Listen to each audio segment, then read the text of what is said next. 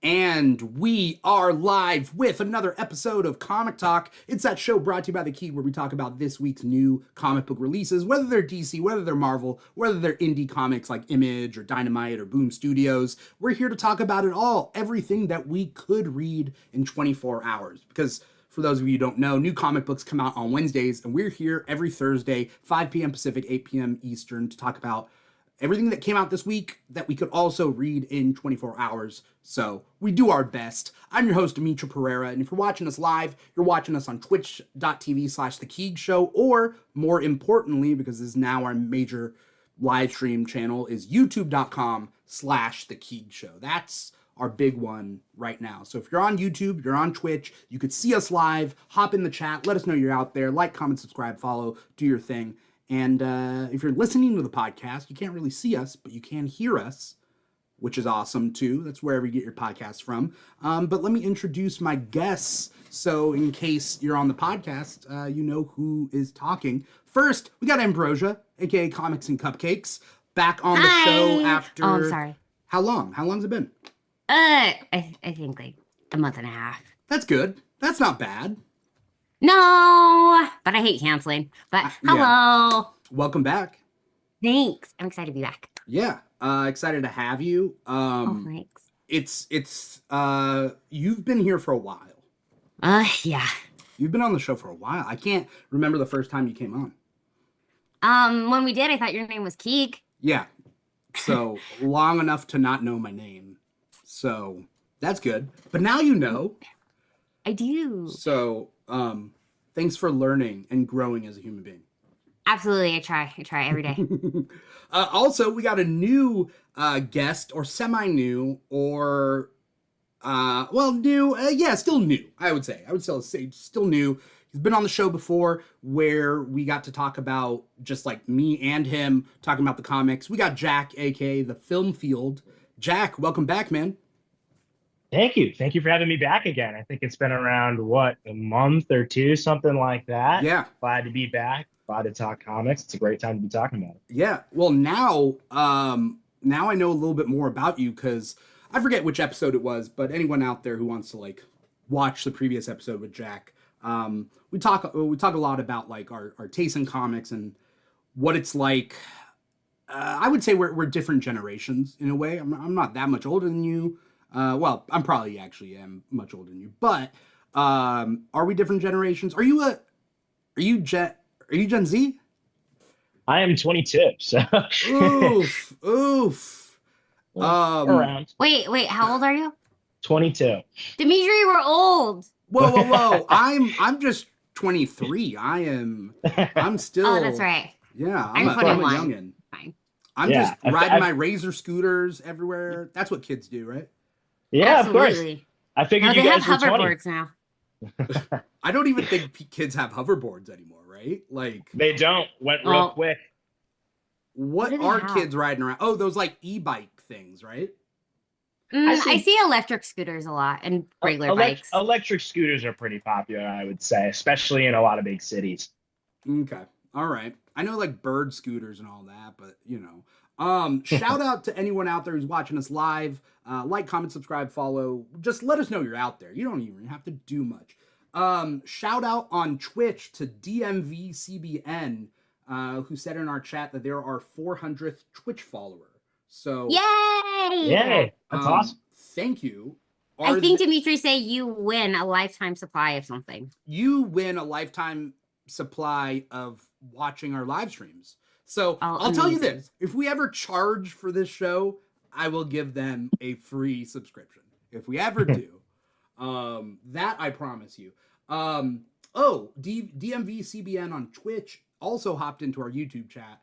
It stands for DMV Comic Book Nerd, asking what's the meaning of Keeg. Keeg is geek backwards. It is not short for Keegan. My name is not Keegan. It's Dimithri, but it is geek backwards. That's all you gotta know. One of my favorite things ever is that I never realized it until one of my dyslexic students told me it. And they were like, Miss, why are you on a show called The Geek Show? And I was like, The Geek Show? I'm not on a geek show.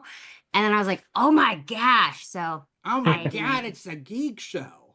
I I didn't even put it together till this very moment. Yeah. It took me that long, actually. Which is fine. I mean, I have a really close friend who's been on, I think, since the first like season, like literally maybe the first episode in 2015. We like met up at an apartment of a friend and we like filmed a live, kind of not a live stream show, but like we were on the couch. It was like a couch talk show. It took him maybe 7 years to be like, wait, what? Keeg is geek backwards? It's like, yeah, dude, you've been on the show for 7 years and you don't know? What is it? What?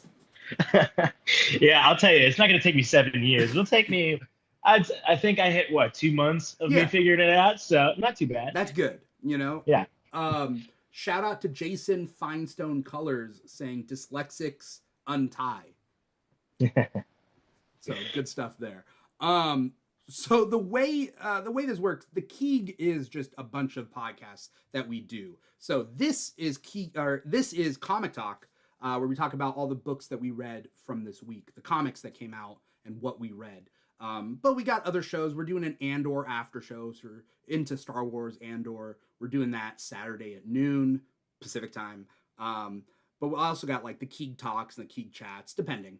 We talked about Thunderbolts on the Keeg Talks last week. So, you know, we got other podcasts and whatnot, but Comic Talk is, dare I say, my favorite. I like the guests that I have on. It's a rotating group, and we do it every week, and it's pretty consistent. So if anyone's looking for something consistent to get into, even if I have to do it alone like I did last week, for the first time, I did a solo Comic Talk. Did you really? Yeah. Yeah. Well, good job. Yeah. We had a cancellation, and I was like, I don't want to cancel. I'll just do Oh, it. good for you. Good for you. So, you know, it was what it was. But now we got both you guys, and now I'm just like wasting time. So, I mean, let's get into it. There were a lot of books that came out this week. Ambrosia, you want to go through your list first? Just your reading list with the issue numbers. Absolutely. And sorry, I am going in and out of muting. My dog is chewing up a box right now, so Okay. I'm so sorry. I did X-Men issue number 16, The Amazing Spider-Man issue number 3, Psylocke issue number 7, All New Venom issue number 6, Spider-Gwen, The Ghost Spider issue number 13, Storm issue number 8, and I didn't get to Star Wars issue number 1 yet. That's fair. That's fair. I was looking forward to, like, I was going to read it, and I didn't, but I was looking forward to hearing your take on it, because it's a new number 1 for Star Wars, which is cool, but I guess we got nothing to talk about. I don't. I'm so sorry. I failed you. Sorry. Jack, what'd you read this week? Yeah, so I read Justice League: The Atom Project number 5. I read Absolute Superman issue 7. I read Absolute Green Lantern issue 2. I read Two-Face issue 6, and I read JSA issue 7. Okay, great. Something that's interesting. I feel like Ambrosia, you read like almost, if not all, Marvel. Yes. I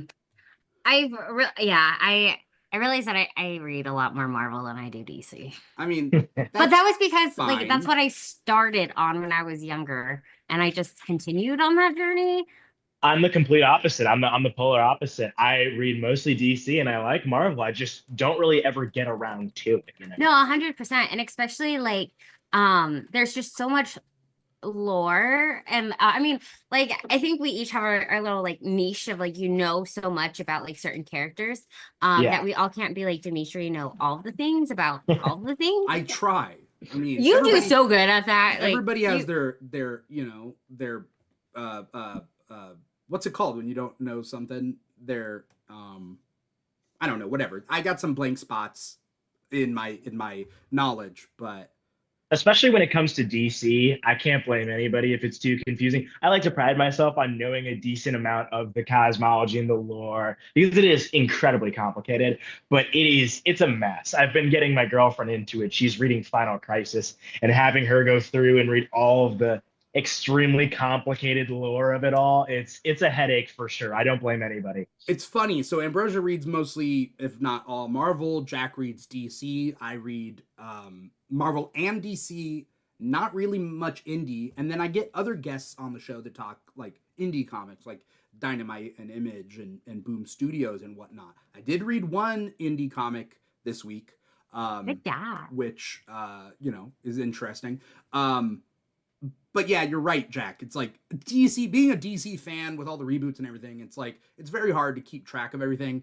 And I don't think DC knows until I think a month or two from now, Mark Waid comes out with the new History of the DC Universe book. Yeah. And that will streamline everything.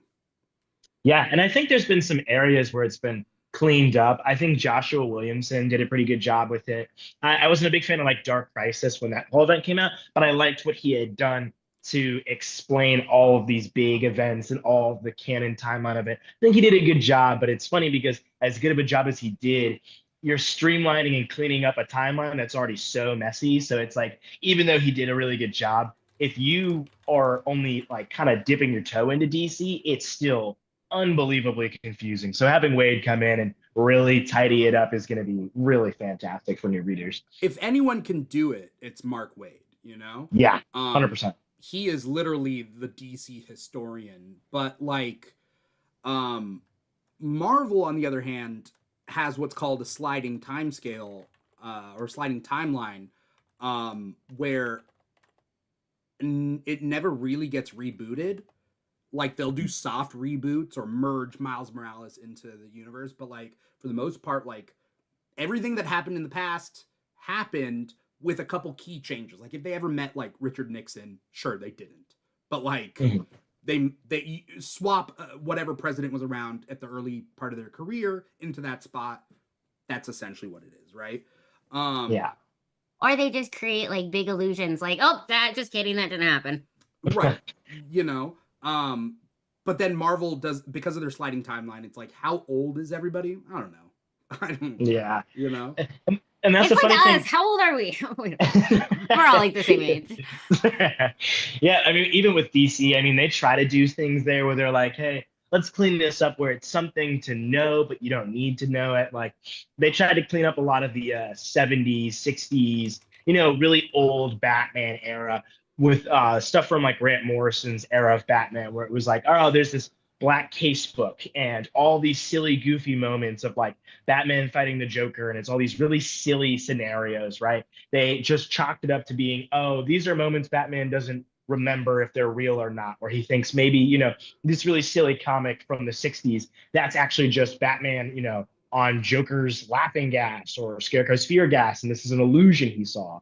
And it's like trying to clean up those things where it's like, hey, you don't have to go read all these hundreds and hundreds of issues to understand what's happening. You can just chalk it up to this is a bunch of illusions that Batman doesn't even remember happening. And it's like, oh, that's cool, but that actually feels like that might be even more complicated for readers to try to understand, Yeah. I mean, in post-Crisis of Infinite Earths, like they were just like, no, pre-crisis stuff did not happen. Like that's all you need to know. Pre-crisis stuff did not happen. Grant Morrison decides when he takes a Batman, he decides that all of Batman history is history. Yeah. Which means the way Grant Morrison writes it is that all the different like vibes of the Joker are just the Joker reinventing himself. So like the goofy Joker, he starts off dark, then he becomes goofy, then he becomes like a serial killer. Like he goes through the stages and I guess that's one way to do it, but we'll see with Mark Waid's book. Yeah, and that's the thing. I love Grant Morrison. I love what they've done with Batman beyond any belief. But for me, it's always that thing where it's like, I absolutely love it. Would not blame you if your head is spinning trying to read any of this. Like, I get it, I mean, my big thing about Grant Morrison is that they kind of messed up Talia and Bruce's relationship. Yeah, that's the Damian one came around. Yeah, I was just talking with my girlfriend about this today because she was asking me. She said, "Hey, I'm trying to get into the comics. People say he didn't write Talia very well," and I'm like, yeah, it's not a great section of the story of Batman and Damian and all this stuff. It's definitely, if you're trying to get into Talia, I wouldn't start with a lot of the Grant Morrison aspects of it. No, I would start with like the 80s, 70s Denny O'Neil, like Neil Adams, like Yes. Ra's al Ghul stuff. That's like part of my favorite Batman stuff. Oh, for sure. Yeah. Ambrosha, are we losing you? Do you know? Are you a Batman fan at all? I'm a Nightwing fan, so I have gotten Nice. into the Robin family, and their whole history. Their whole ordeal. Yes. Yeah. My reading list for this week, I didn't get to read everything that I wanted to. Absolute Superman 7, Absolute Green Lantern 2, X-Men 16, Amazing Spider-Man 3, Birds of Prey 21, Storm 8, Psylocke 7, JSA 7, Laura Kinney Wolverine 6, All New Venom 6, West Coast Avengers 7, Resurrection Man Quantum Karma 2, and then Captain Planet and the Planeteers #1. Awesome. I was so curious about the new Captain Planet book by Dynamite. See, I've heard a lot about it, and even though I'm not one to go for a Captain Planet book, it's itching at me, and I think I might give it a try, honestly. What issue is it? Just issue 1. It's the first. This is a great time to jump on. I was gonna say, might be a great time to start getting into it. Dynamite's doing this crazy thing where they're taking like 80s and 90s properties and making them into comics, like He-Man and Herculoids and Silverhawks, which I don't know 80s cartoons that well, but like I'm a 90s kid, though I'm only 23. I'm a 90s kid. Right. Same. Yeah. I don't really get the 80s stuff, but like Dynamite's doing a lot of like 80s revival comics. Yeah, I guess I can see that there's probably a pretty strong audience there for that. And I think my thing is always, if you have something like that, like an older cartoon, like I felt the same way when it was like Power Rangers turning into a comic book kind of form, where it's like, you know what, if you want to expand on the lore, just these excessively big and ambitious stories, and you don't have the skills to revive that in a TV show or anything like that, go the comic route. It's fun. It worked so well, at least to me, for Power Rangers, and it's clearly boomed an audience. I think if you want to do that with all that kind of stuff, I'd go for it, especially with Captain Planet. I think that's fun. Well, and then I also feel like you're bringing two generations together, because you have a lot of that generation who had that as a comic or as know that as a cartoon now have kids, and so they're able to share with them what they used to watch in today's realm of media. Yeah, exactly. Also, like, I mean, I don't want to paint with a broad brush, but all the like comic book readers that are like 80s kids are probably complaining that like comics aren't what they used to be, and then then they get like, okay, an old show that they used to like, and it's like, throw those guys a bone, you know? Right. Yeah, might as well. Especially with the comic medium, you can do so much without having to be like, all right, we're animating this TV show. It's going to take a while. We're doing this. It's like, all right, comic book, go all out if you want. Be excessive, be crazy. One 10-episode season, and then you got to wait 3 years to get another 10 episodes. Like, exactly. the cartoon kind of pipeline isn't the same as what it was back in the day. Unfortunately, like, when's X-Men 97 season 2 coming out? I don't know. Oh man, who knows? That's the thing, you know. And when it comes out, it'll be great. But then you're wondering, oh man, how long till season 3? That's why I like weekly releases. But that's neither here nor there. Let's talk about what your guys' picks of the week are. Out of all the books that you guys read this week, what's your number one? Now, normally I ask you guys before the show, days before the show, like, what's your tentative pick of the week, or what are you most hyped about? And it doesn't always work out to like what ends up being like your best book of the week. But I don't know if you guys have any strong opinions about your number one pick. Yeah, I can start here. My most hyped was Two-Face issue 6, and really? For me, I'm somebody. Two-Face is one of my favorite Batman villains ever. And even though a part of me gets a little bit annoyed when they are oversaturated and we're getting, mini series for characters where I'm like, hey, I love them, but we don't need this, for me, this Two-Face series has been very strong just because it has been such a character analysis of Two-Face Mhm. and the differences between Harvey and Two-Face. And so for me, that was enough to bring me in and be like, all right, I'm really interested in this. And I've been a big advocate for the fact that I've wanted this to be an extended series that goes on and becomes an ongoing, but it unfortunately isn't going to be that. This is kind of the ending here. But I was very, very excited for this issue, and it absolutely was a home run for me. But surprisingly, I also was a really big fan of JSA issue 7. So for me, the two of them are neck and neck with each other, I would say. Okay. I mean, let's talk Two Face first. Sweet. Um, Yeah. what's interesting is so Batman villains, or just Batman villains. Everybody loves Batman villains, but a lot of them like it, them with Batman. Like, Mhm. what's so special about this Two Face 6-issue series? Now that it's over, like, what's the draw here? I would say here the character writing. I think that if you're somebody that loves, like, for example, I know people who are a really big fan of Riddler Year One, the spin-off comic that was for the Batman. I would say that this feels similar to that. It's obviously not a spin-off of the Batman or anything like that. It is just mainline canon.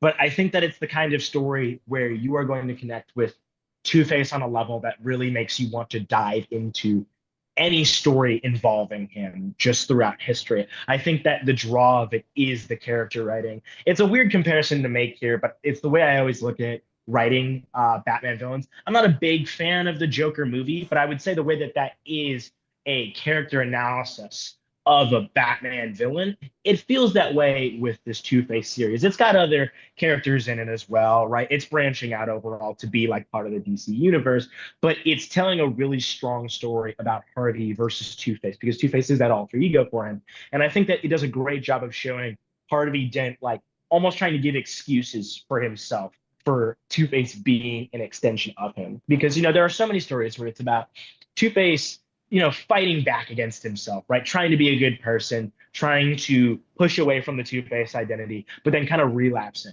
And that does happen in this story, but it happens in a way, at least to me, that's so strong because it tackles an aspect of him that is so incredibly well written that it kind of surprised me. And it's the fact that it shows Two-Face trying to almost take all of the blame that would be thrown his way for all of his faults and problems and throw them to just the Two-Face mantle, as if that's all him.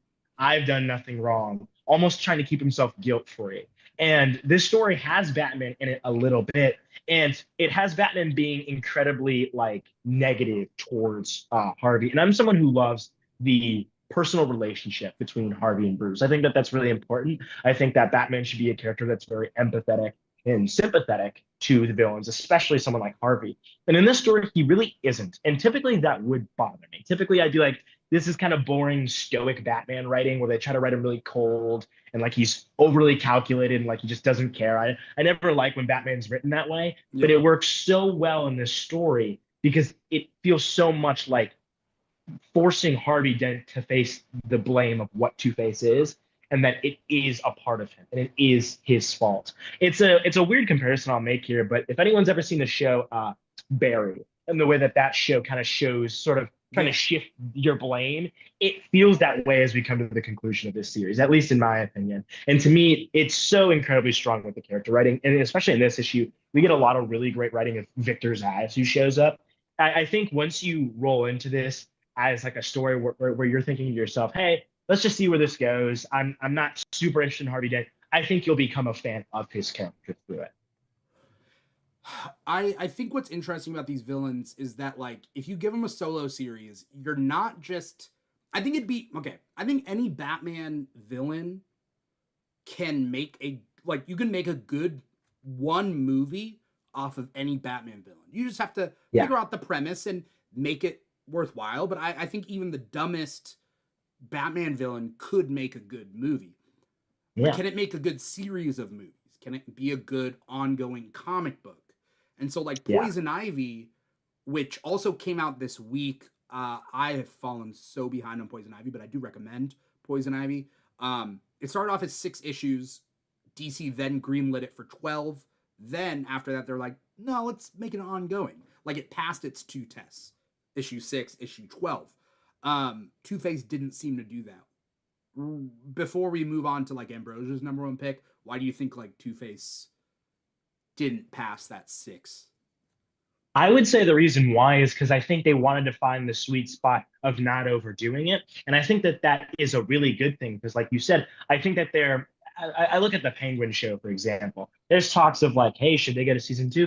Absolutely not, in my opinion. I think keep it what it is. I think it's incredibly special the way it is. You don't need to extend it more, right? I've heard people go, what if Black Mask is the villain for season 2? I don't care about that. I don't think that that's necessary. If you want Black Mask as a villain, put him in a Batman movie. If you want more Penguin, put Penguin in a Batman movie. I think having that one season and that one spectacular season is special. And I think that that's what this Harvey Dent series is and why they wanted to cut it off so quickly. For me, I think if it could have just gotten a few more issues, if it could have made it to just a mini series up to issue 12, enough to flesh out just a few more things, perfect. But I think even ending it here to me was incredibly strong. And I think that that's why. Trying to find that sweet spot of like, let's not overdo this. We have something nice here. We don't need an extended series where we're moving to the second arc and now Harvey has more going on because this ultimately ends with Harvey almost relapsing onto being Two-Face again. And I think that that wouldn't hit as strongly if we just kind of moved on or like, now Harvey's a mobster and he's assembling his army of guys in Gotham. It's like, we don't need that. We don't need that. The story begins and ends with what I would consider like a tragedy of him falling back into his old ways. And I think that that is incredibly strong for what it is. Okay. All right.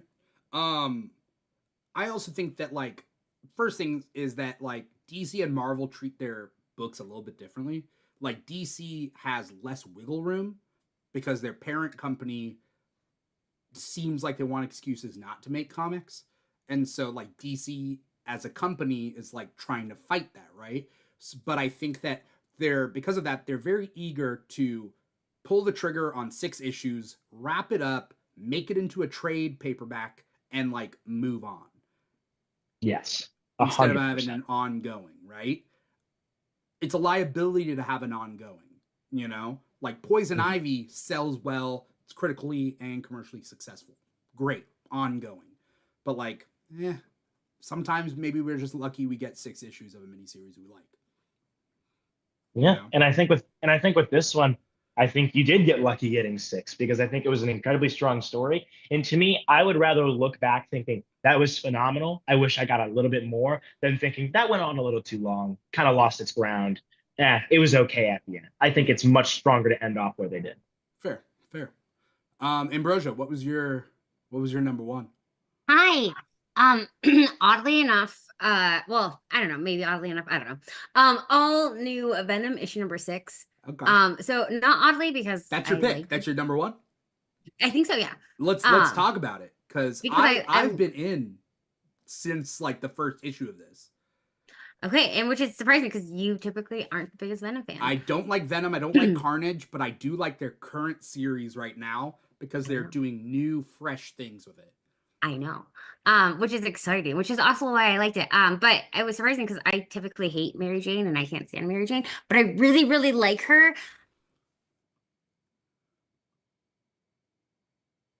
I really like this issue because as Jackpot, I actually enjoy. And with Venom, has been a whole new fresh concept, which has been really exciting to see. This issue is the first time I've understood Jackpot's power. Me too. For some reason, like Zeb Wells previously, like he did not explain the powers well. No. But in this, I was like, oh. I mean, it's kind of like a video game. It makes it way more interesting. 100%. And to be fair, I really think that they just also came up with this because it hasn't really been known. I didn't. Like she even had her own like Jackpot like spinoff, and we didn't see any of that until now. It's like, is this new information? I don't know because I don't read everything. Again, I don't read much symbiote stuff, and then like I didn't read the Jackpot series, so maybe I didn't know. But like, it spins off of Paul from the Amazing Spider-Man run that came previous. He creates this bracelet that combines science and magic and like probability. Like the power of numbers is kind of what his like magic is, which means like she has like a slot machine on her arm where like 3 symbols will pop up, but if she gets 3 skulls, she dies. And like every Well, combination creates a new power. and he was like, there was like a safeguard on there so that it wouldn't Yeah, like she wouldn't get the skulls, or like but then she did. yeah, well, Venom did. Yeah. They had to take off that safeguard so she could. Is that what happened? Because the way I read it, it does get confusing, but I do like this comic. But like, Mary Jane has the Venom symbiote, so in this issue they're going over like, yeah, how did you get it? What has been going on this whole time after this whole reveal? And I think the Venom symbiote got into the bracelet and messed it up, so that that it did get the 3 skulls, she was going to die, and the Venom symbiote merged with her to keep her from dying. Yeah. So I think it was that she needed to defeat someone, and the Venom unlocked the safety restraints, and that's what it caused it to glitch. Okay. And yeah, so basically Venom was saving her. But was it in this issue that they talked about where Venom was talking about he thought about what Spider-Man would do? Yeah. And I thought that was so like cool. He's showing that he's changed, that he's no longer merged with Eddie Brock. Eddie Brock has Carnage right now, so Venom has Mary Jane. I don't know. I like this issue. It's not my number one, I do too. but like I was thoroughly enjoying it. No, and I think that's what I also enjoyed seeing Dylan. I feel like they're still doing Dylan Brock not enough justice. I feel like he's just like Moody there. Teenager. Yes. Especially like after like that whole like King in Black series, Yeah. I feel like they're still trying to figure out what they're supposed to do with him. And so right now he's living with Paul and Mary Jane. And yeah. I don't mind Paul. People online They hate him. Jack, did I tell you?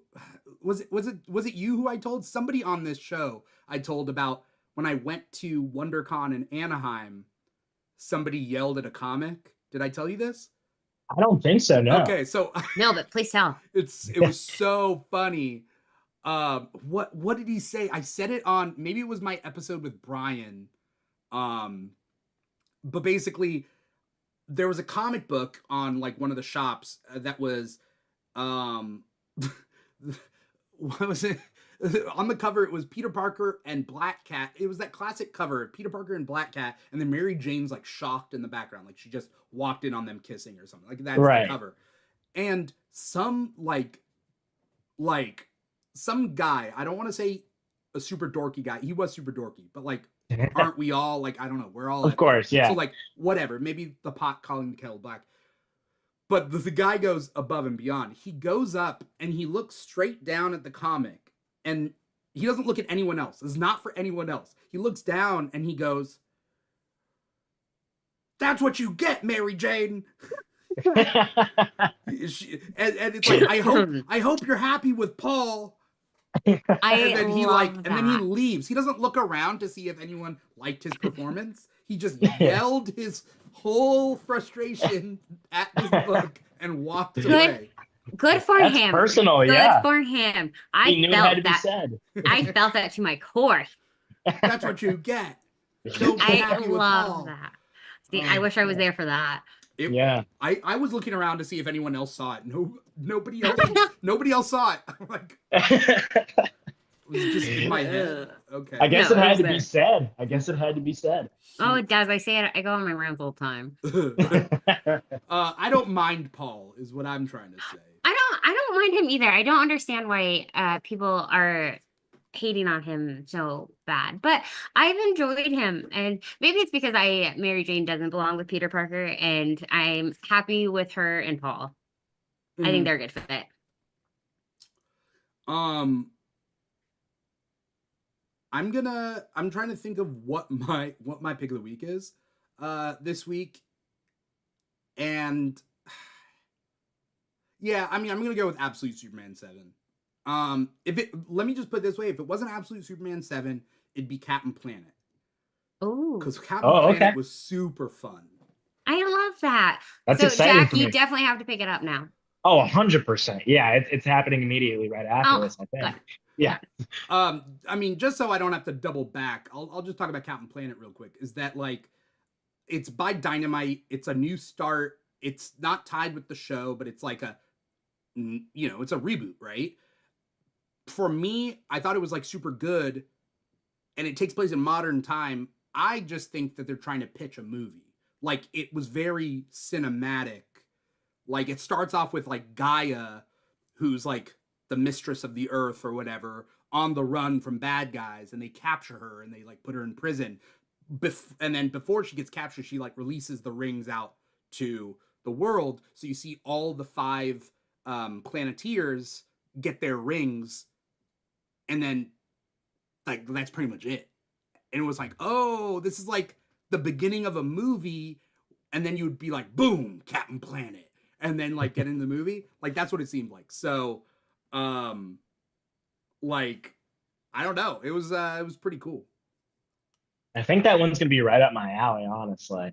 My family was always big Captain Planet fans. I'd catch it once in a while. It'd be on like Boomerang. It'd always show a couple old cartoons. So it's the kind of thing where I think it does fit a cinematic movie. It fits a very big film, I feel like. So I kind of like taking that approach in a comic form. I think that that's really fun, especially for an issue one. I mean, the thing is, like, Captain Planet's kind of cheesy, right? Yeah. Like, this wasn't cheesy. At least we didn't get far enough for it to be cheesy. Like, it was a little bit, it wasn't edgy, but it was like a little bit edgy. Like the Serious girl, tone. Yeah, the girl who has air, she's like at a punk, she's like a Russian punk rock girl. And then like the police storm in and like she uses her wind. And it's like all these like little things. And then it alludes to like Mati, who has heart, that he used to, I think he used to be like bad or like something. Yeah. And it kind of alludes to that. So it's not cheesy, but it's not like hardcore edgy. It's just like, oh, we're fleshing out these characters. So Captain Planet #1, I thought was really good. Might be worth picking up for anyone. Cool. I think it will be. Yeah. My actual pick of the week though is Absolute Superman, and it sucks, I think, for everybody else, because although there's a lot of good comics out this week, like the Absolute DC books are just always good. Yeah. Very, very good. That's what I've been told. They've been awesome. They have been fantastic, in my opinion. But why wasn't Absolute Superman 7 your pick? Because there was a lot of really good DC comics this week, if I'm being honest. It's less about me being lower on Absolute Superman #7 and me just being really, really high on JSA #7 and Two-Face #6, because that would have been my third option. And I juggled with it. I'll let you go first, but I'll start by saying I loved what they did with Brainiac. Yeah. I mean, this issue, so like anyone out there, like Absolute DC is a different universe that's more based around like struggle, and the heroes don't have the privileges that they have in like the mainline DC universe, and like they're still like pure of heart and whatnot, but like they have to struggle to get things done. But in this, I don't think Absolute Superman even appeared in this issue. It was all Absolute Brainiac and like his backstory. And they really made the maniac of Brainiac like stand out, because he has an exposed brain the whole time, and he has wires, and he's like, there's body horror like crazy in this issue.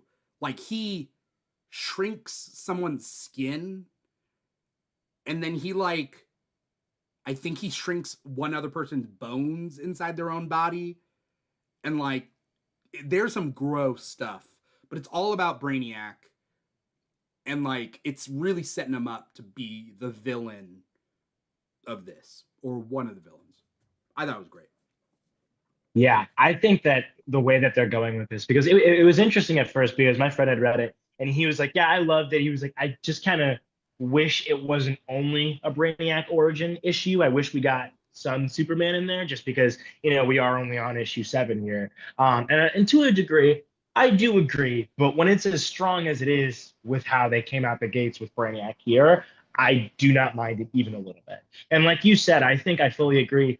They truly brought out the maniac in Brainiac. Like he feels like normal canon Brainiac, I would say, is very, manipulative and strategic, right? And he's a bit crazy, but it's all very controlled, I would say. Like it's controlled in a way that makes him feel like, almost like not a silly villain necessarily, but like he's always like two steps ahead, right? He's very, very much emphasis on being smart and coordinated.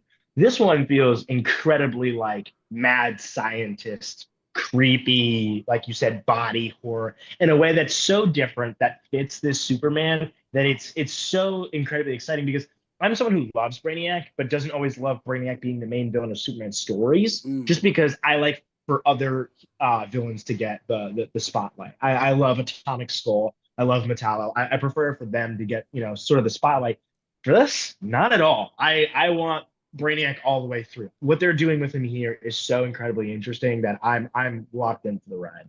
It's funny that you bring up Atomic Skull as a Superman villain that's like on top of your list, but okay. I mean, he's Love fine, him. but like, okay. It's a weird take for sure, but oh my God, I've loved him ever since I first saw him in Justice League Unlimited, and I thought he was so cool. And I was like, I got to go read about this guy. Then I ended up actually kind of loving him. I actually love the moments when Superman's incredibly like sympathetic towards him and very kind and understands that he's kind of this monster being that's kind of has almost no control over his powers. I think that's always the best way to go about it. So don't get me wrong. I know there are not I'm probably the only Atomic School #1 fan in the world. That's funny. Yeah, I mean, Brainiac's normally like cold, calculating, evil Spock in a way, like Spock from Star Wars. Like he's kind of like an evil version of Spock, emotionless. But this one gets angry. This one like drops. He like flings a bottled city onto the ground. It shatters. They're like scrambling, and he just stomps on them. And it's like, oh, okay, cool. That's what we're getting into. I mean, it was great. I mean, yeah, the only downside is it was all Brainiac focused, but like the stuff with Brainiac, awesome. Yeah, if you're gonna hit like that, I think I'm totally fine taking a little bit of breather. I'm someone who doesn't love when an issue or an episode is purely only a flashback or an origin story. But when it's as strong as this, you will not hear me critique. I am in it all the way. Right. I do want to sadly bring up Absolute Green Lantern 7. Yeah. Why is that sadly? So like if all the other Absolute books weren't so great, Absolute Green Lantern would be fine. I would love it. Awesome. But because everything is so good, the bar is so high that like Absolute Green Lantern doesn't clear that bar for me of what like the Absolute books are. Even like Absolute Flash, it's not as good, but like Absolute Green Lantern and Absolute Flash, I think are the weakest Absolute books. I tend to agree. I think that they're both strong, but the others are so much stronger and doing, in my opinion, more. It's not to say that I think that Flash and Green Lantern are doing uninteresting things in terms of taking a spin on these characters, but the other books are doing it in such an incredible way with such like story pushing decisions and writing that I'm so much more intrigued by them. That it just kind of feels like when I get to Green Lantern and Flash, as much as I do like them, not only do they feel a bit slower in terms of pacing, but it's harder to really get into these stories the way that Absolute Batman came out, boom, with one issue swinging, and Wonder Woman swinging, all of these, and then with Green Lantern and Flash, it's like, oh, I'm enjoying this. It's just I'm not as hooked so quickly as I am by the excitement in what we're seeing from these other Absolute issues. At least I would say. Right. Like Wonder Woman, Batman, and Superman, they accelerated so fast that like in issue 1 they're like peak, and in this it's like, sure, these will both, I have no doubt that Absolute Green Lantern and Absolute Flash will get to that point, but their acceleration is really slow. Doesn't mean their top speed is going to be slower. It just means like all we know now is like their acceleration is kind of slow. I like the focus on Joe Mullen. I like just because I'm a Hal hater, I do like the idea that Hal isn't Green Lantern. But like, I need John to do something. Guy Gardner, I need him to do something. And like, I don't know. I don't know where this is going, but we'll see. Yeah, I think it's interesting because it's not given me enough to really not necessarily get excited about, but like ponder over. Like I think Mhm. with all the other absolute issues, there's at least elements of the world where you're like, oh, that's an interesting twist, or I'm really curious to see the way they tackle this character. With this one, it's not that they're not doing that. It's just a bit more it's taking a spin on the Green Lantern world, but not enough of a spin to keep me wondering about so many things with how slow the pace is moving. If it Right. was moving this slow, but there was all these really intricate like twists they were doing, I'd be like, okay, I'm in it for the ride. I have a lot to think about here, but overall, you're just kind of like, no, it's overall a bit pretty similar to Green Lantern. I think there's some interesting things here. I'm a big Hal Jordan guy. I love Hal. I actually do like what they're doing with him here. I'm usually not a big fan of when it's kind of just Hal Jordan has a weird corrupted evil arc thing, but I'm kind of curious to see what this whole black hand shadow black thing. I think that's really, really interesting. I think that's a creative way to go with Hal here without it just being, oh, we're gonna make him evil and it's like Parallax taking him over again. It's like I liked that, but you can't just have that be every alternative version of Hal. It can't just be the same repeated evil story. I like this because it's not just that black and white. And I think that's the part of the story that's at least keeping me hooked enough to be like, I'm excited for the next issue to see what that exactly is. So I would Right. say, slower pace. I'm not as hooked as the other ones, but there's a few things here or there that I'm at least pondering. Yeah. Um, for the sake of time, we'll have to pick up the pace on some of the other stuff. But I want to talk about Ambrosia and Marvel, um, Right. because Marvel had some good books this week. Um, They did. are you liking Amazing Spider-Man? It's all right. This issue was, I feel like, super heavy, and like I feel like there should be a trigger warning for anyone who like struggles with like addiction or like drug talk. Mm. I don't know. This one was just like super heavy with uh some like drug topics The drugs, ish. hallucinogens, that sort of thing. Yeah. Yeah. And so I know for like I'm not a drug addict, but like for some people who do, like this was who may struggle with that. This was a lot. But I feel like this has just been very interesting with like the flashbacks and his relationship, or sorry, Peter's relationship with Uncle Ben and Aunt May has been interesting. I did like to see Hobgob make an Yeah. appearance, and I'm excited to see or that plays out. But no, it's been fine. Yeah. I mean, I like Joe Oh, Kelly. oh, So and I love that itsy bitsy. you like That and Itsy it's Bitsy? like it's such a weird. I'm I don't know if it's a unique character. Yeah. The whole like how she was created and just knowing that Peter Parker and like Deadpool have It's the little essentially a love spider. child of Deadpool and Spider-Man, but It's freaking wild. that's not related to them, so she can be attracted to Spider-Man. It's It's weird. weird. It's It's weird. It is so weird. weird. Um, I will say that Pepe Larraz doing the art on this, really great art, and so Itsy Bitsy does look hot. So good No, for good for them. 100%. And it's good to see them like without Deadpool, because I think it would have been a little cliche if you continue to have Peter Parker and Deadpool Yeah, continue to fight Itsy Bitsy. Um, but yeah, uh it's unique. yeah, But we'll see where this goes. I really like Hobgob, so I'm hopeful for the next issue. yeah. I do also want to shout out the art on All New Venom because Carlos Gomez, his art on All New Venom, also very hot. Yeah, I Like mean, just really attractive people and just everything's clean and the line work and everything. because we also see some body horror in that as well, with Mary Jane kind of Oh disintegrating. yeah, yeah. So they did a good job with that. But yeah, a lot of shots in that of like MJ's butt. But I'm I'm not not, gonna lie, I didn't I'm even not, pay attention to that. I'm not complaining. But like, No, not at all. cool. I'm cool But with MJ. Um, did you?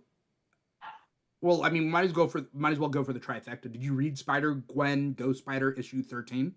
I did, and I think I enjoyed this one more than Amazing Spider-Man. Okay. I think it was I mean, again, there's a lot going on. We have King Loki, we have Phoenix, in the Cosmic Cube. Mm. And This is so yeah, taking Spider-Gwen to space, right? It's like a it space is. adventure.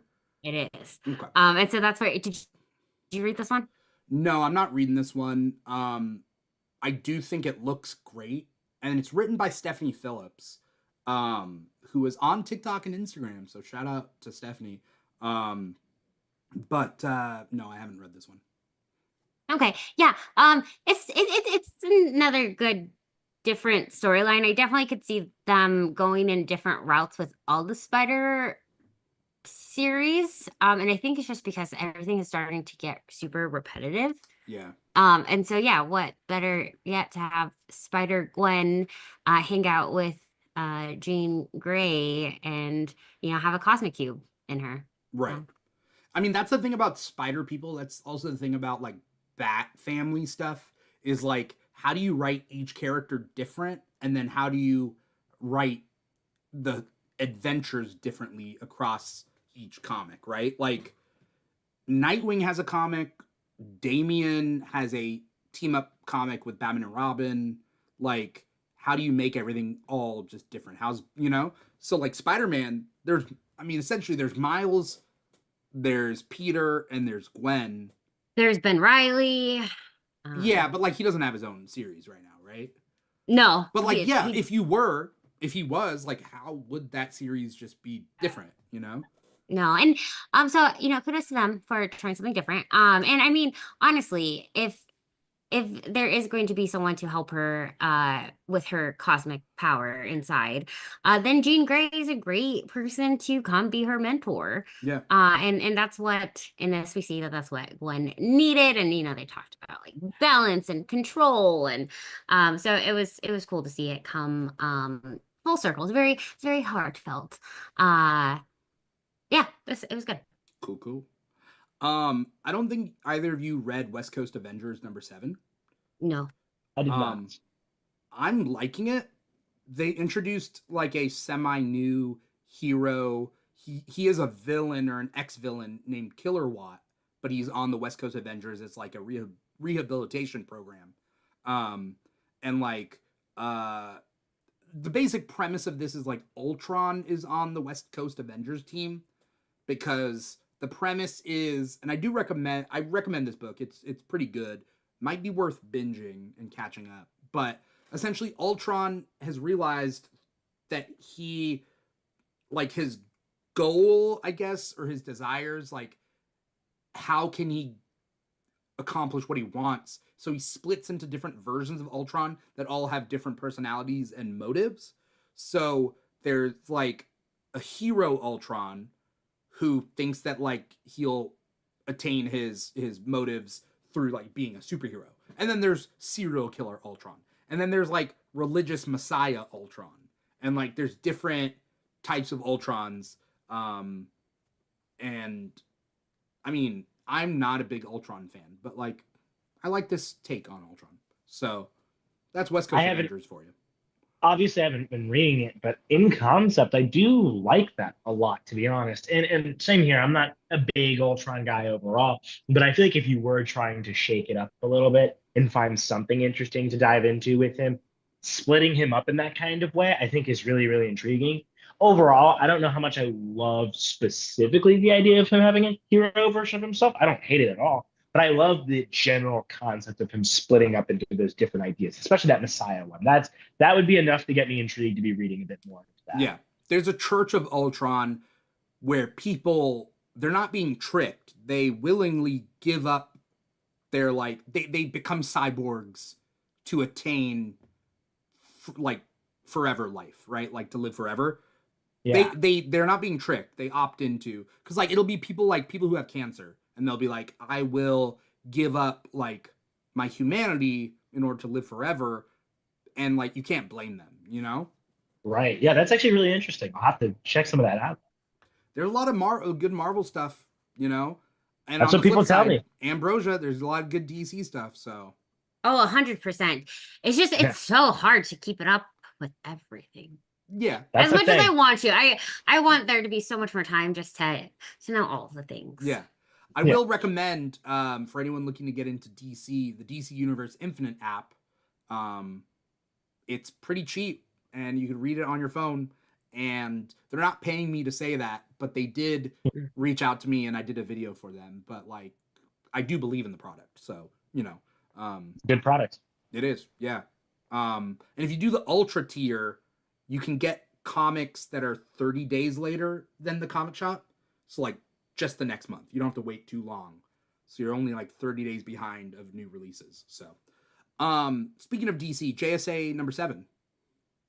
Yeah, I loved it. I've been liking this a lot. I love Lemire's writer. And I think that the one thing with Lemire is sometimes he can get a little bit off with the pacing of things, which ultimately I don't ever care about too much because he is so great at writing the dynamics of the Justice Society that even when it gets a little bit slower, I'm like, all right, I like all the character stuff going on here. So not even that mad at the pacing here. But I thought this was really, really strong. And for me, the reason it was so strong is just because moving on, I think, from Wildcat and the death of him and the death of Ted was so strong to me because it really does feel like Lemire is trying to move in a way where we are showcasing the older generation of the Justice Society, showing them in a really cool way, really bringing them back, and then actually creating a step towards the next, wave of newer JSA members, and really bringing them to the forefront. Like having Khalid as Dr. Fate has been one of my favorite additions of the JSA for a really long time now. I think he's been really, really strong. And I love seeing him kind of in the spotlight now. And the same thing with the way that they're developing like Yolanda now as like the next Wildcat, I think is so great. And I think having just this whole issue about all the dynamics and in the aftermath of Ted's death is so strong and just a great way to really build this next bridge towards them because obviously DC has had so many weird reboots where, all these guys have technically had a moment to be the next age of the Justice Society, but then we have all these reboots. New 52 comes in. It's like Justice Society isn't here anymore, but then they come back. Death Metal brings the older ones. It's like there's a lot of confusing aspects of that where it's like, all right, yeah, we did technically meet this benchmark before, but it feels like we're meeting this benchmark in a really nice place now where it truly does feel like Lemire is setting up stones to actually have a completely new Justice Society full of newer, younger, members that are actually going to take this group to a different, interesting area, as opposed to just repetitively going in the same circle of the same, Alan Scott and all these same guys. It feels like we're actually taking the next step that has been necessary for a while now. Yeah. I have yet to be sold on this one. I did like this issue, but I get that. You're right. The pacing has been a little bit off. I don't want to get too much into it, but like, I think what's cool about this is they're showing that there's not just 2 generations of the team. There's like 3, because there's like the Justice Society. There's the Infinity Inc. like generation, which is like Jade and Obsidian and like Yolanda, right, and like whatnot. And the way I see it is like they're in their like late 20s, early 30s. They're like Nightwing's age, in my opinion. Yeah, definitely. Nightwing to me is like 27. Like that's same here. Like really late 20s, around 27, 28 to me. Yeah, I don't think Nightwing's hit 30 yet, but like I see him being in late 20s. So same with Jade, Obsidian, those guys. And then there's the younger generation like Khalid or Jakeem Thunder or like Stargirl, those ones. Stargirl especially younger. Jakeem is around her age. Khalid's a little bit older, but like point still stands. It's like it is that like Gen Z sort of like there's just different ages. I'm interested to see where it goes. It is a different vibe than Jeff Johns' run that was previous, but this is more like the JSA run that was like before Jeff Johns took over, like back in the day. Yeah. I think so. Who wrote that, but yeah. Yeah, I think it's interesting because I think right now it reminds me a little bit of when Jeremy Adams took over The Flash, where it kind of feels like it's in this ballpark of like, oh, I like what's going on. And I think that this one struggles a little bit more from the slower pacing. But I think it's similar in the same way where it's like, oh, I like what they're bringing back here. You know what I mean? They're kind of, I wouldn't say setting us back to the status quo of what you want the JSA to be, but it's more like, hey, here's how I know you love them. Here's these new characters. Here's this moving on to the next generation. But it also kind of feels like it's like, this is all nice, but let's keep let's keep moving here. Let's keep getting to these new things now. Let's keep moving this story along. Let's get it like let's keep moving forward. And I think that Lemire can get stuck a little bit in that area where it's like, isn't this all so nice? Isn't these introductions great? Isn't all these dynamics great? It's like it is, but let's keep moving, you know. And I think Adams got stuck a little bit with that with his Flash run, but then it picked up, I think. But unfortunately, he moved on from it right when I thought it was getting really to that pickup spot.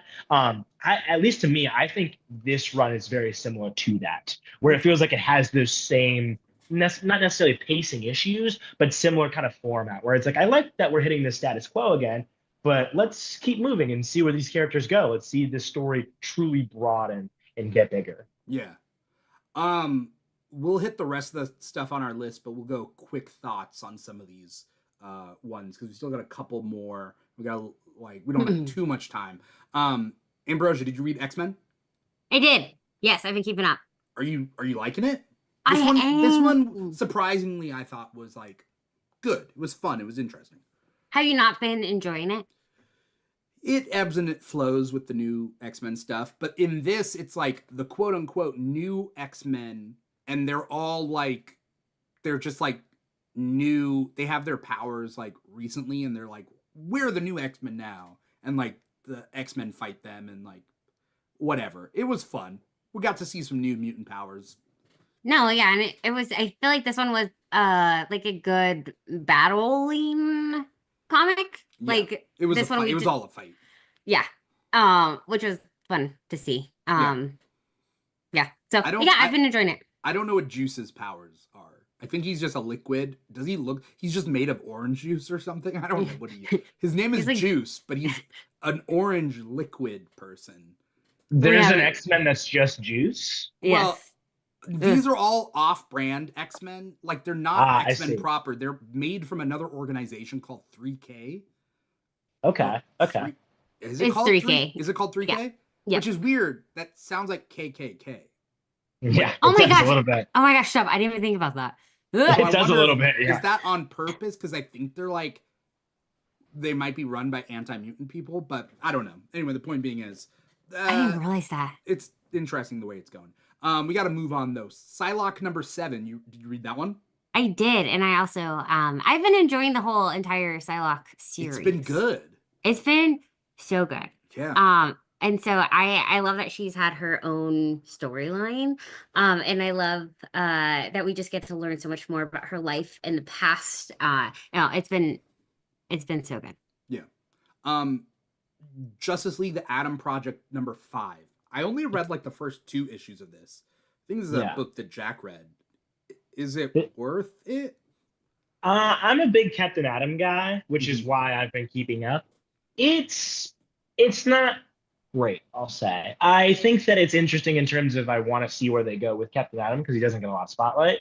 But it's definitely struggling from trying to turn Captain Atom into a weapon, and then that's all he ends up being. And this ends with the Legion of Doom taking control of him. So it's kind of like, all right, we haven't really learned our lessons. He's just going to do this again and be a weapon. So I think it's worth seeing, but it's kind of just retreading the same things. Like if you've seen anything Captain Atom in, you've read this.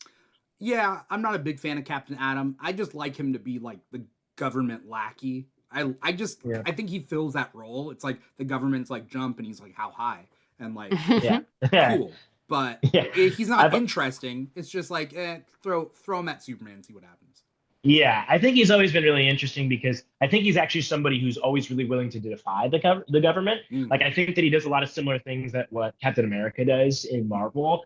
Especially if you give him a bit more spotlight, you can see just how great he can be. But unfortunately, I think we've just gotten stuck in this loop of like, all right, he's gonna blow up again, and it's like, all right, sure, whatever, I'll watch. Yeah. Speaking about blowing up, I whatever happened to Firestorm? What's Firestorm up to these days? He's in a weird limbo spot where he'll show up in the Justice League comic in the background. He'll do a little tiny thing, and then he just doesn't show up again, which is so weird because he's awesome. I love him. Yeah. I think that he's so fun, and I think that he's one of those sort of like kind of around teenage, heroes that people love. He was really kind of a hit in the Injustice game. People loved him there. Yeah. I think he could easily be what kind of Blue Beetle is. I think he's fun. I think that he's a character that needs way more spotlight than he gets. Yeah. Okay. All right. Did you read Birds of Prey 21? I did not, unfortunately. I wanted to get to that, but I wasn't able Okay. to. So correct me if I'm wrong. I think both of you guys, we got through your guys' list. I think I just got a couple more Yes. comics. So Yeah. feel free if you're interested in any of these. Birds of Prey is really good. I love the team. And as of last issue, they introduced I think one of the wildest villain introductions in modern DC. They introduced Ink from Batman Beyond Really? in modern day Interesting. DC. That's so interesting. Okay. And I don't know why or how. At first, I thought it was time travel. No, I think it's just Ink exists in the modern day. And like, she Huh. probably lives forever. So, like, she's probably in the future with Batman Beyond. But, like, this is our first, like, modern DC introduction of Ink. That's such an That's cool. interesting spot to introduce her into. You know what I mean? I guess maybe it's like, I guess I can maybe understand if you're thinking, hey, she's in the future, so if we're gonna ever introduce her to establish something, we can just do it now because she does kind of, like you said, technically live forever. We could just do it now, but interesting to bring her into this. Yeah. She does a cool thing where she, I don't want to spoil it, but, like, it looks like they're treating her more like a symbiote. Oh, okay. And Interesting. so she's not just Mystique in a way. She's also kind of like Venom. So Oh, cool. Interesting. interesting. Yeah, I think I'm gonna have to go check that out. People have told me they loved Birds of Prey, and if Hank's in it, I'm much more interested now too. Yeah. And I like symbiotes, so Right up everybody's alley. Ambrosia, I think you would like just this team, you know? Like, it sounds like it. Batgirl and Black Canary and Big Barda has been, like, amazing. So What you know, issue is it on? 21 right now. But, like, you could read at your own pace. You start at issue Oh. 1, read at your own pace, and I think you'd be good. Ooh, you know? perfect. Or I could just pick up the trade. Yeah, pick up the trades, you know? Or get the DC Universe Infinite app and catch up that way, This you is go. true. you know? Laura Kinney Wolverine #6. I read that one. I love Laura Kinney. This issue was whatever. Like, you could literally skip it because it's essentially like it's that trope in, like, comics or TV where they're like, oh yeah, that previous life that you were a hero and all the things you knew, that was just like a hallucination while you were in a coma or whatever. Like this is your real life. That doesn't exist. The X-Men are just a figment of your imagination. So that's kind of what this issue is. It is what it is. It's a setup to something bigger, but, like, it was just almost like a dream sequence in a way. And it was like, whatever. I like it. The previous issue was really good, where she teams up with Bucky, but this is set for a new arc. By the way, Bucky and her have chemistry in the comics, so Interesting. Okay. I'm all for that. because they're both, like, raised to be mindless killers, and I didn't notice that connection before. You know, an organization. That feels like one of those things that would be a given when you think about it, like that they would have that chemistry about that. But now that I'm thinking about it, I would have never really even thought about that. But that does feel like a really great grounds to build interesting chemistry with the two of them. Yeah. And then I guess last but not least, Resurrection Man Quantum Karma issue #2. This is a Black Label book, so it seems to me that it's out of continuity, but they do something with the timeline, which makes me think it is in continuity, just messing with the timeline. I could be wrong. I'm not a big Resurrection Man person. It is really good. It is also gross at the same time. So, like, the premise of this, and it's a Black Label book, so I don't know how long it's going to be. The premise of this is that, like, the guy, Mitch Shelley, I think is his name, every time he lives forever because every time he dies, he gets reborn. And he gets reborn with a power that would defeat what killed him in the first place. I think they added that on for this book. So if he dies from electric shock, maybe he gets electric powers when he wakes up and he's impervious to dying that way. The problem is the book starts off with he's lived a full life, he's an old man, and he dies of old age, and he dies and he gets reborn as a being outside of time because he's died of old age, right? Interesting, yeah. And because of that, he's going through his own timeline and making different decisions. Problem is when he was a POW in World War II, a Japanese like army general ate like pieces of his body, but then died at the same time. Like there was an explosion, he died, and so he's just this living head in a jar.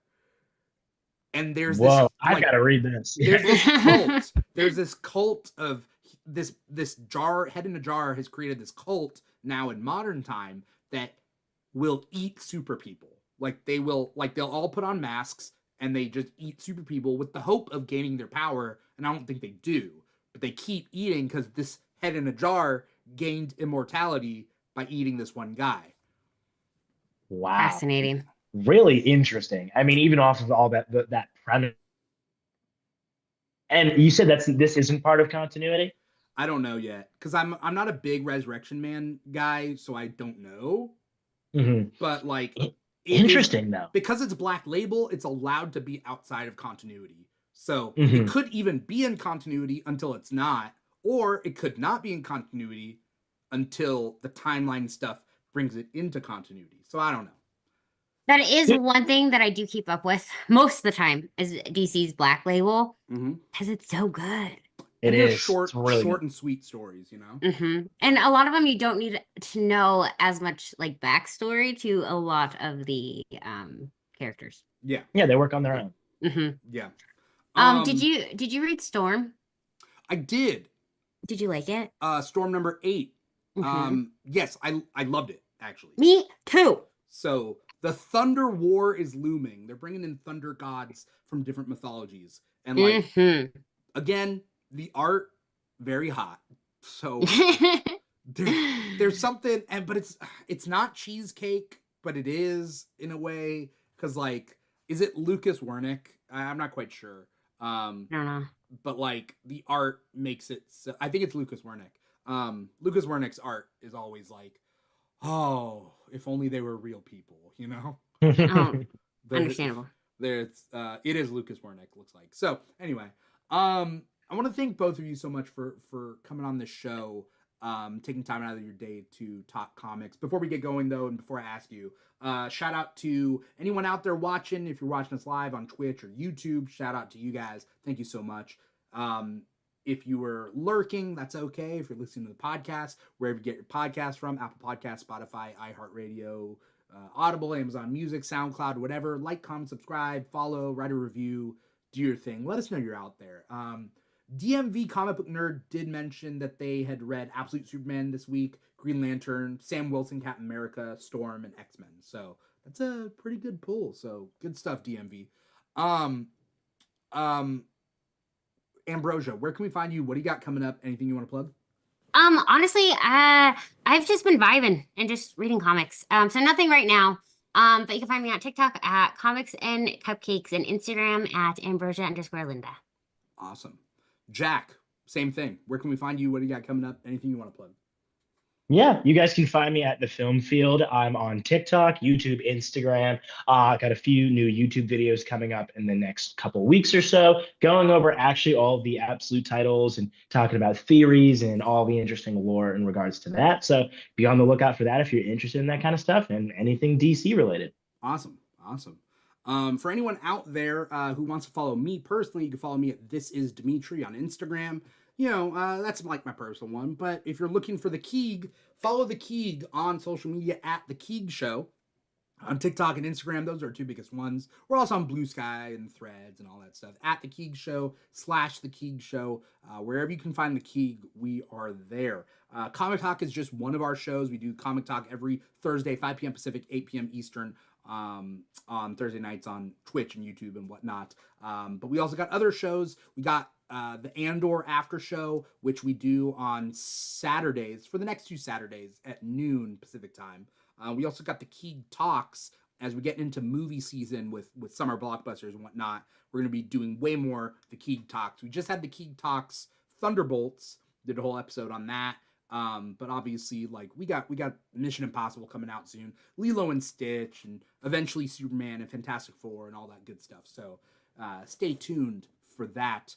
And then yeah, we got a lot of other shows. So just follow us on Instagram and TikTok.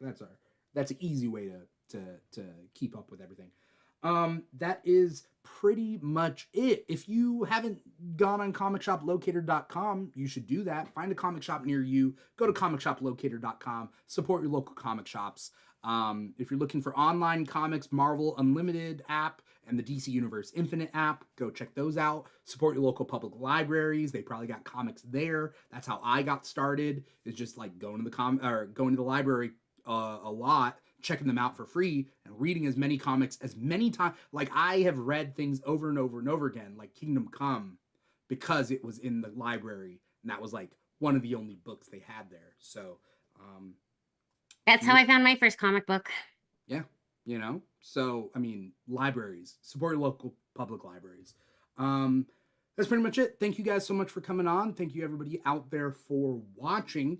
Once again, I'm your host, Dimithri Perera, and this has been Comic Talk for the week of May 8th, 2025. Take care, everybody. Bye-bye. Bye. Bye.